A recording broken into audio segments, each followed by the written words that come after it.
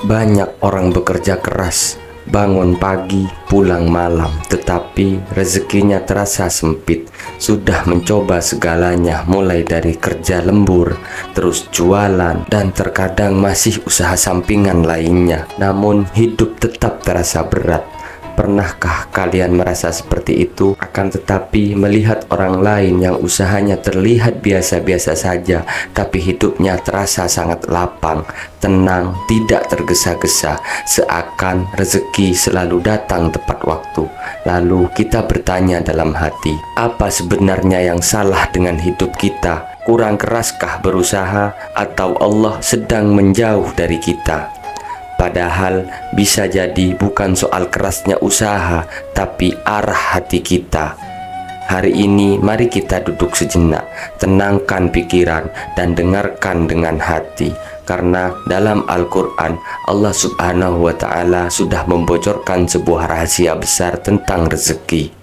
Rahasia itu tentang rezeki yang datang tanpa disangka-sangka. Allah Subhanahu wa Ta'ala berfirman dalam surat At-Talaq ayat 2 dan 3. Bismillahirrahmanirrahim. Wa may yattaqillaha yaj'al lahu makhraja wa yarzuqhu min haitsu la yahtasib. Yang artinya, barang siapa bertakwa kepada Allah, niscaya Dia akan membukakan jalan keluar baginya, dan Dia memberinya rezeki dari arah yang tidak disangka-sangka. Dan barang siapa yang bertawakal kepada Allah, niscaya Allah akan mencukupkannya. Perhatikan baik-baik ayat di atas. Allah tidak berkata rezeki datang setelah kamu tahu dari mana asalnya. Allah justru menegaskan dari arah yang tidak disangka-sangka. Artinya rezeki tidak selalu datang dari jalur logika kita. Kadang datang dari orang yang tidak pernah kita duga, jalan yang tidak pernah kita rencanakan, bahkan dari ujian yang awalnya sangat kita benci. Namun Allah Subhanahu wa Ta'ala menyebutkan syaratnya terlebih dahulu. Ada takwa, ada tawakal. Lalu Allah tutup dengan satu janji besar. Allah akan mencukupinya, bukan sekedar memberi, tapi mencukupinya. Seperti contoh Abdurrahman bin Auf radhiyallahu an.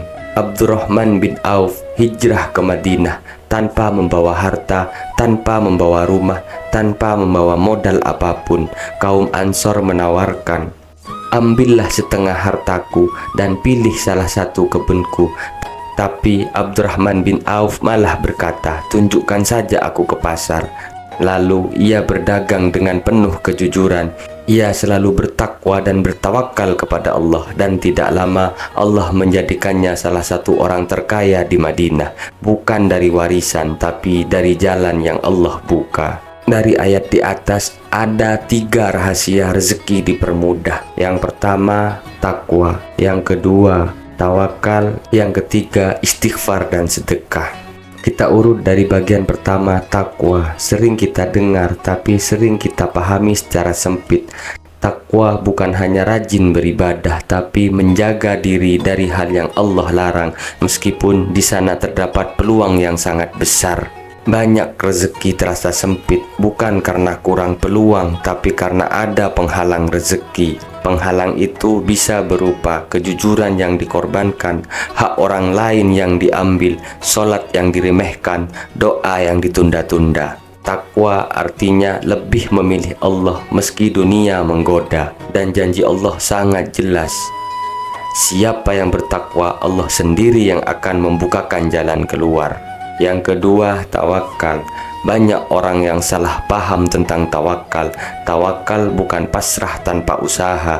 Tawakal adalah berusaha maksimal lalu melepaskan hasilnya dari kecemasan hati.